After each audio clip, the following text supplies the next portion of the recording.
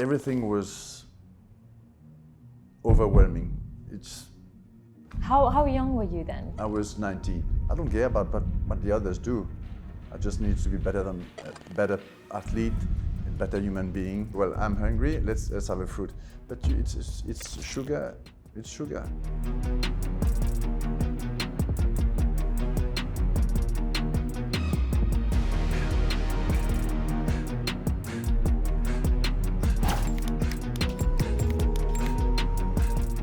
First question I had for you is, before we get to your experience as an Olympian, I know that you're the founder behind the Association of Mauritian Olympians.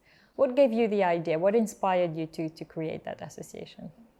I guess with time passing by, you wonder where are your good old days. And that was a real fantastic life experience for me. And actually in Mauritius, there's no database, there's no... I would have thought that some organization would have had... Kept some records database of the history of Mauritian Olympians.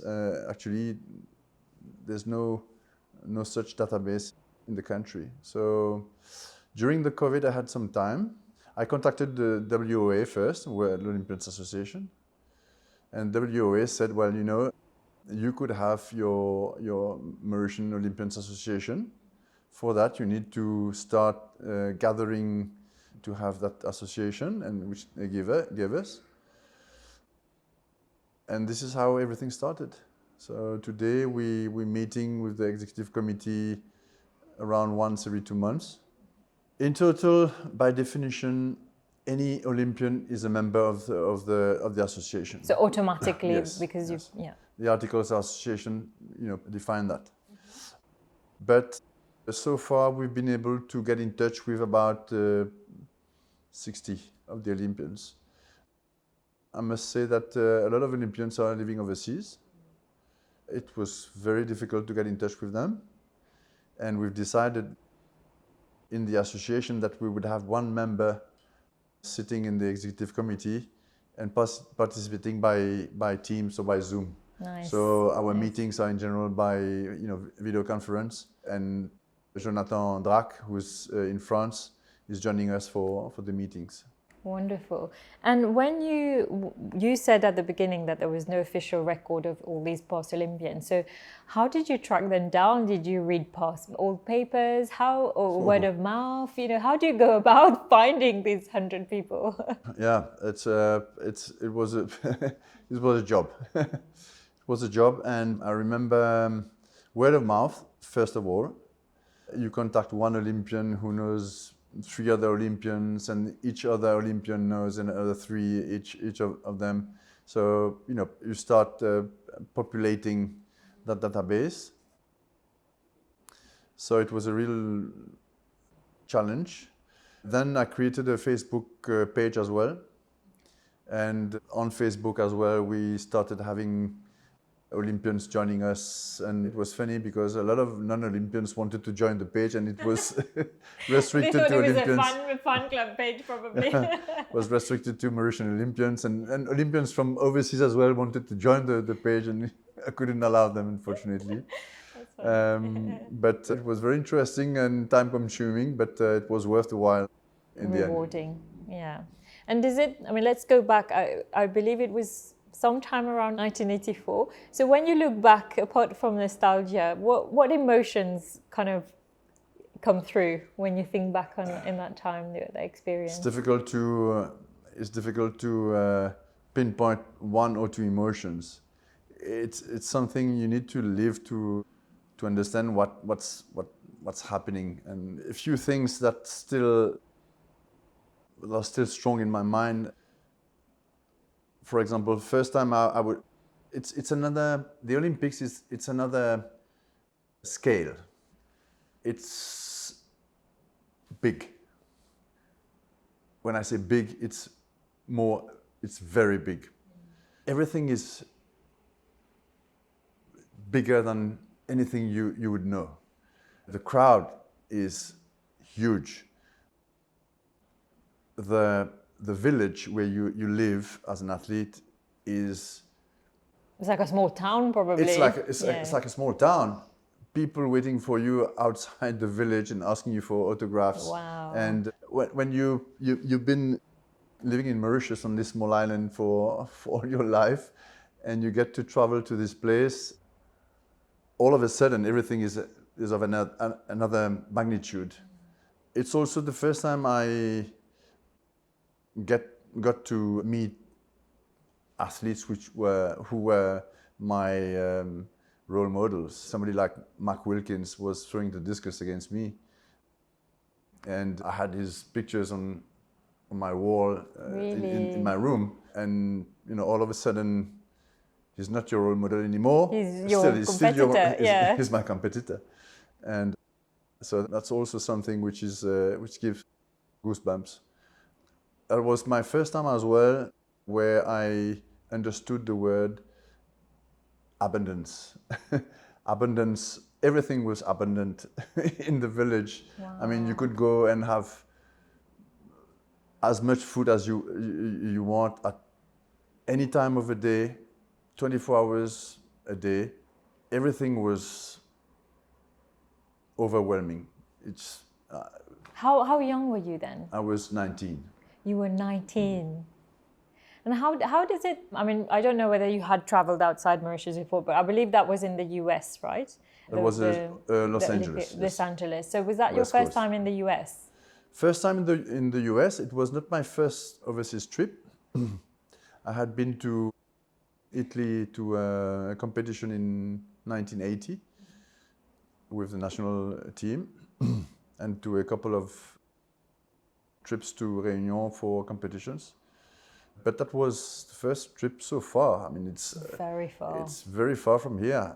I don't know how many. I can't remember how many hours difference there's between the west coast of the USA and Mauritius. But like almost 12. I would have thought 10, 11. Something like that. Yes. And we had a stopover in London.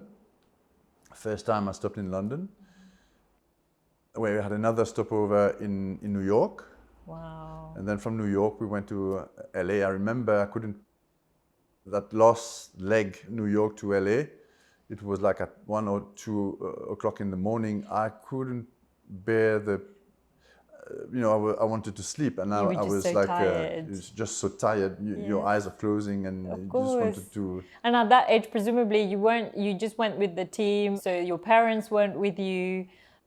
It was just you and your teammates and presumably some adults from the committee accompanying. Yeah, we had there was no parents, of course. Couldn't afford the ticket. Funny enough, I met 2 Mauritians in the stadium, and we had late Chitaman Rambokas and Ramboui. So we 4 athletes, so we were 7 in all. And when you look at how sports or the role that athletics played in Mauritius back then, and when you compare it with now, is there a world of difference? There's a world of difference.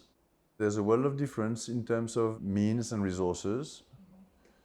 In those days, I remember I arrived in Los Angeles to throw the hammer and the discus, but for the hammer, you need to wear one glove. Okay, otherwise, a special. Otherwise, you can hurt yourself.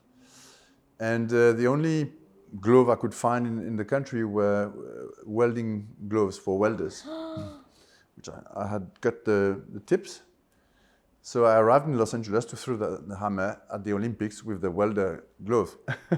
Wow. And luckily, we got sponsored by Vivian. Brought us to, I won't mention the name. Okay. Brought us to a famous sports gear manufacturer, and I managed to get a glove to throw the hammer. That was the first time I used a proper hammer throw. So before then, you were just practicing with the welder's glove. Exactly.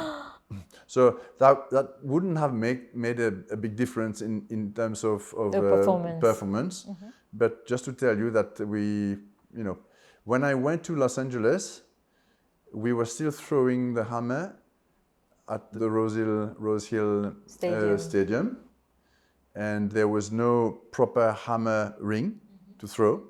We were throwing on the shot put ring, and that was quite dangerous because the hammer at some stage started going onto the track, and we had to find another place to throw the hammer. So again, we didn't have any nets, any things like that. So that was the first time for me I was throwing in a proper hammer net. You know, at the games themselves. At the games. Yeah. Wow. It's only the year after that the Marie-Justin Stadium was delivered, and that we started having a proper hammer and discus ring and net. And how big a role did athletics play in your life as a 19-year-old? I presume you still carried on doing sports for quite a while after.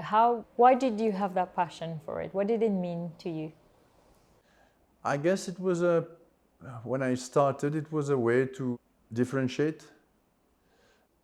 I had lots of friends who were very good at sports, and I was not gifted when I was young. Okay. I started at an age where your ego is starting to push you to do something to, you know, prove yourself. And I guess this is when I started. And then I had to train harder than anybody else, but I had the body. I had the body to go further. To do that discipline. Yes. So would you attribute it then to, if you said you weren't naturally, to start with, you weren't naturally gifted, that for you hard work is more important than whatever natural talent you might have been endowed with? For me, the achievement is not the medal or the first place. The achievement is going beyond your own limits, for me. And I think that the lesson in life is, you know, we give you are gifted or not gifted. You start with the same or not the same aptitudes than anybody else, and then it's up to you to see what you do with what you've been given. So for me, it's been my way of life since then. Going further, doing better, improving on myself. I don't care about what the others do. I just need to be a better athlete, a better human being, a better person. So it's always been my drive. Did that transpose into your professional life when you? Of course. Yeah. Of course, it's always been the same. It could have been a bit hard for my colleagues. Really? Or my family. I don't know. Because you didn't have enough time for them? No, because I'm a very disciplined person, and I'm always asking more and more and more and more to myself, first of all. And I might have been asking a lot to people who didn't want to, you know, who didn't have the same ambitions. Not a question of ambition, but okay. who wouldn't see the interest of being better or improving all the time. Continuous improvement is my motto. So I might have been a pain for some of my colleagues, and sometimes my family, my children. I don't know. Are you still like that in terms of, because I remember when we first met, we had a good chat about nutrition and how do you keep fit as one gets older. And you struck me as someone incredibly disciplined. I like to think myself as disciplined, but I love a sweet treat, and I find it very hard to resist. And so do you attribute that to your natural discipline as well? Is that still the case? Are you still a very disciplined person? Discipline was not natural again for me. It's like being a sportsman was not natural for me. I don't think I was born to be a sportsman. I was taller than a lot of my fellow schoolmates, but I was probably not meant to be that disciplined. discipline came when you start training, you want to be better, you have to discipline yourself. If you want to be better, if you want to run faster, if you want to throw further, you have to discipline yourself. Wake up early, have good balance in life. So discipline came with the practice, I guess. And is that second nature to you now? Do you still... Today? Yes, today. Today, discipline is me and I am disciplined. I see, okay. So you don't find it hard to... It's part of my... of who you are, your identity. Of who I am, exactly. Because it still struck me when we met and you mentioned something about I don't have carrot cake at this time, and I love carrot cake and I find it very hard to turn it down. So do you... It doesn't tempt you. That's what my question was going to be. Do you feel tempted, or do you? For you, it's this is not who I am anymore. So it doesn't even. It's not even. No. I am tempted like anybody is tempted, but it's just easier for me today to say no. I've decided. No, you can come with your carrot cake or your chocolate, and I won't be tempted by that. It's because I've decided. I think discipline helps you to take decisions and to stick to your decisions. This is the trick. And do you find it sometimes that you feel like you or people around you, that you're being too hard on yourself? I might be difficult to live with. I see. Okay. Yeah. And again, in my work or in my family, I might be difficult to live with because, I'm always asking for more to myself and to others. And it's second nature. I don't know if I'm asking for more. It's just, this is how I would do things. And I'm expecting everybody to do things the same way. Not everybody. Yeah, not everybody thinks the same way. And what role does sport still play an important role in your life? Obviously not athletics, but do you need that?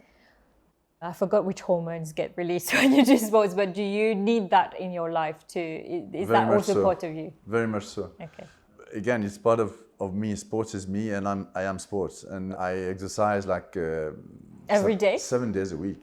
Even on a Sunday. Even on a Sunday, I might have a rest, but I might as well go for a short walk just to ease off and just to keep running. I believe that it's important to keep moving, occupied as well, occupé.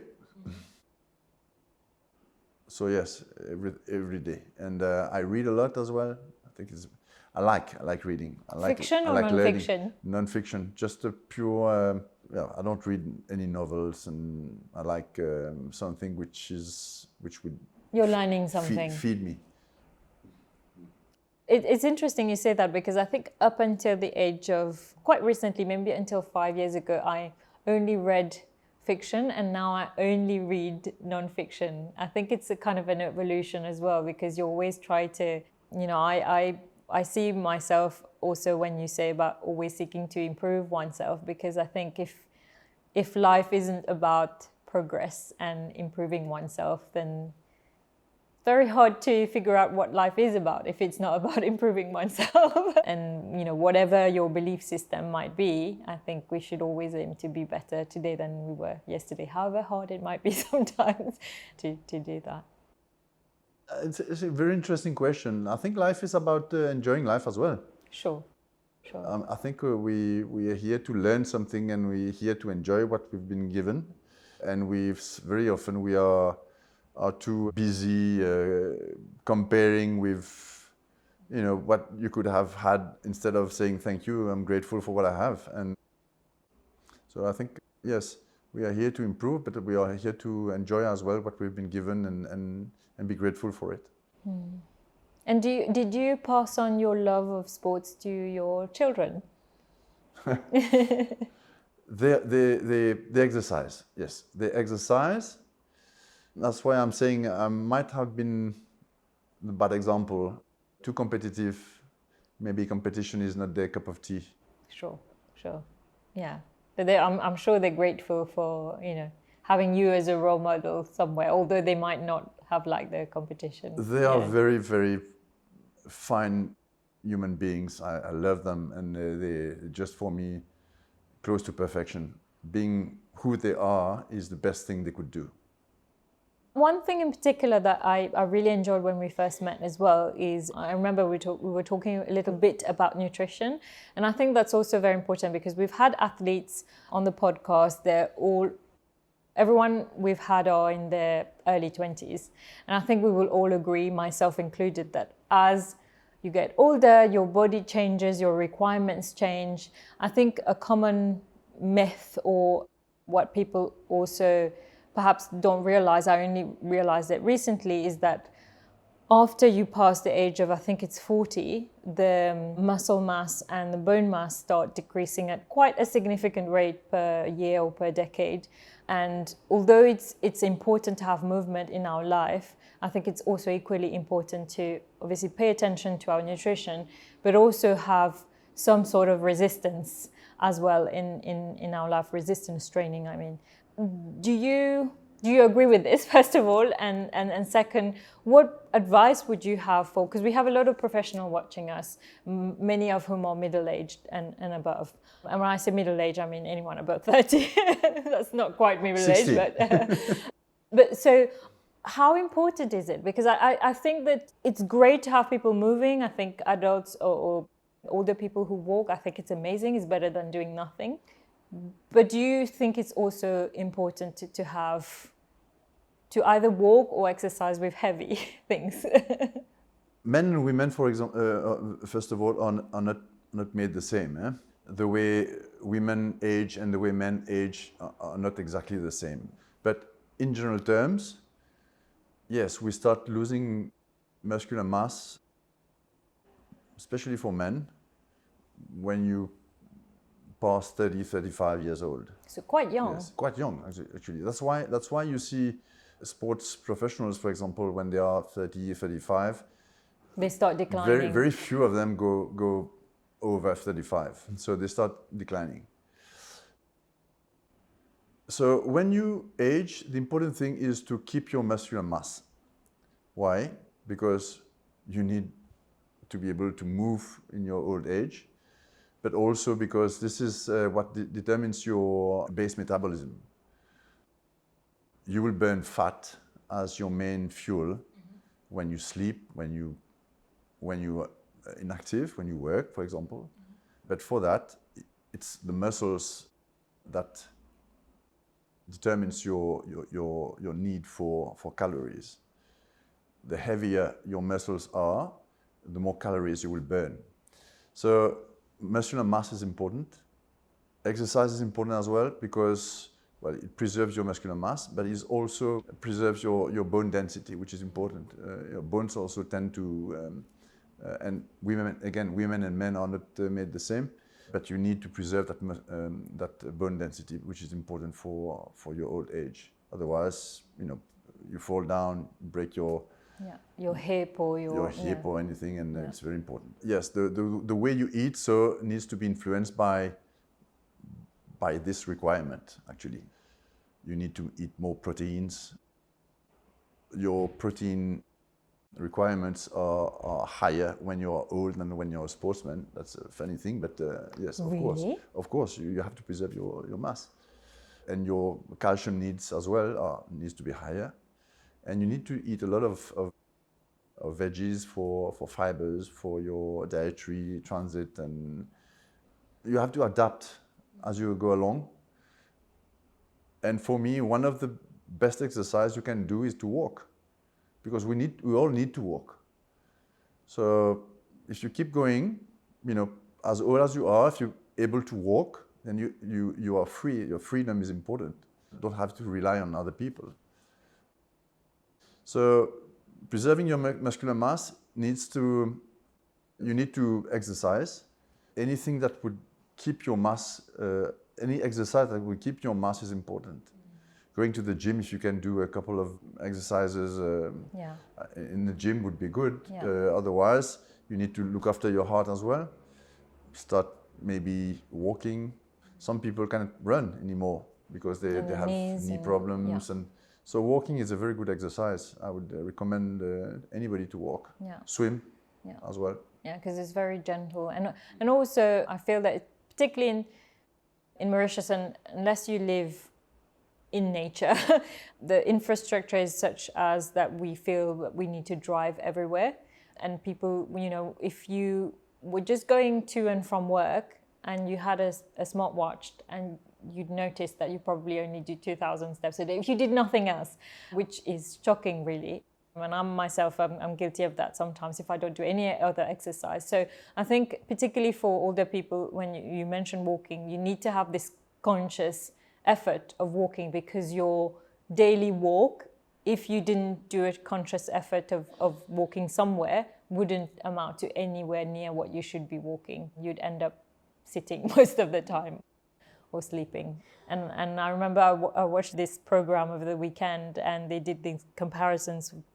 There are some pockets in the world called blue zones, and they find that, weirdly enough, people who lived at the bottom of the hill died a few years younger than people who lived at the top of the hill and who had to walk up and down all day. And it makes complete sense, but it's completely anecdotal, obviously. But yeah, I mean, they're walking up and down all day, and they're fitter and they live longer.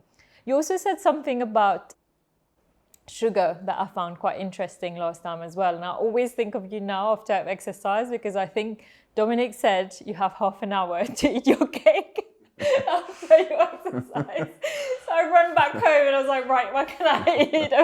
Can you explain the science behind it? Because I think it's really interesting and it makes complete sense. I appreciate you're not a doctor, but to me it makes sense how you explained it to Yes, me. I'm just somebody who's very interested by all these subjects, and I'm not a pro, a specialist. But I just read a book which is very interesting, which I recommend. Read it about 2 weeks ago.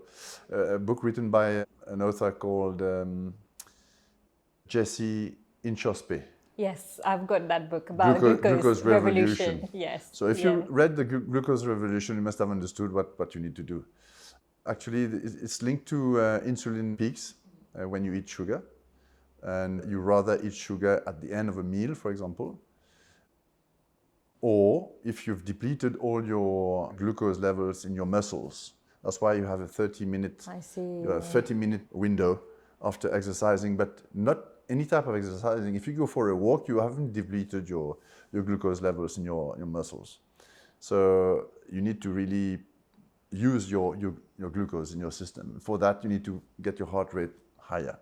Right. Sugar is something which we can live without. It's not a dietary requirement. No, and actually. it's addictive. Yeah. If you like sugar, plan to have your carrot cake at the end of your meal. Yes, I always think of that now. And the worst time to have it is the time that we most like to have it, which is Tea time. afternoon. Yeah, exactly. Tea time, that's 3 the worst o'clock, time. 4 o'clock. Yeah. Or in the morning. Yeah, and that's why you feel Sweet sleep. thing. Yeah, and we've been conditioned. I mean, I hardly ever have cereals. Sometimes I'll have oats, but like pure cereal, I rarely have other types of cereal. But then you realize there's so much sugar in it, particularly the ones for children. And actually, it means that you wake up eating and wanting sugar. As soon as you wake up, you're having sugar. And you're teaching your body that you need sugar the whole day. That's why Jesse Inchospe says start with if you have breakfast. I don't have breakfast in general. I only have breakfast during the weekend. So it's like intermittent intermittent fasting. Yes. But if you want to have a breakfast, please yourself. Have not a sweet breakfast. Have a salted breakfast. Yeah. No, I tried to do that as well. And the other thing I liked about Jesse's book as well, although I find it very hard to implement it, is to separate the order in which you eat your meal. You get used to it. Do you? I find that particularly in Mauritian eating, you feel the need to mix the rice with the other stuff that's going on the plate. But you're doing the right thing. She also says that if you want to have like carbs, she says dress the carbs. Mix it with veggies, mix it with proteins, and dress it. This is what we're doing in Mauritius. We're not doing it the wrong way. If you can have some veggies before your meal, like a starter, for example, that's perfect. Yeah. I think the worst thing we tend to do, but I think they probably do it on purpose. And I believe it's Jessie who said that in either in a podcast or in a book. When you go to a restaurant, the first thing they'll serve you is a basket of bread. Bread and butter. And that is the last thing you should be doing, because you're already spiking your sugar level at that stage. And I remember I have a friend who's a doctor who was visiting from the UK a couple of weeks ago, and that's her job. She specializes in endocrinology, and she was telling me that she wore these glucose monitors Yeah, I for want a to few buy one weeks. for me as well. It's fascinating, and she said it was because we see some fruits, we see all fruits as healthy, but actually some fruits have a lot of sugar, and she was amazed by how much the blood sugar rose after she's had a banana. Yeah, we never think about that. What Jessie says is that all these fruits have been modified in order to have more sugar, to be more tasty. They look more attractive. They look more attractive. Yeah. And very often you say, well, I'm hungry, let's have a fruit. But it's sugar. It's sugar. It's saccharose, which is glucose and fructose. And the fructose goes straight into your fat reserves.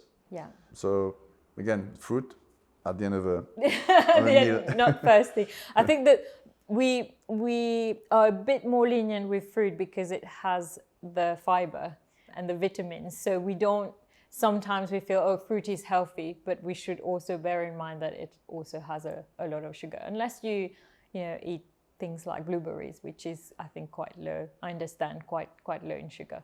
But it's not necessarily available or affordable for everyone if you live in a tropical country. I think all our tropical fruits are full of sugar.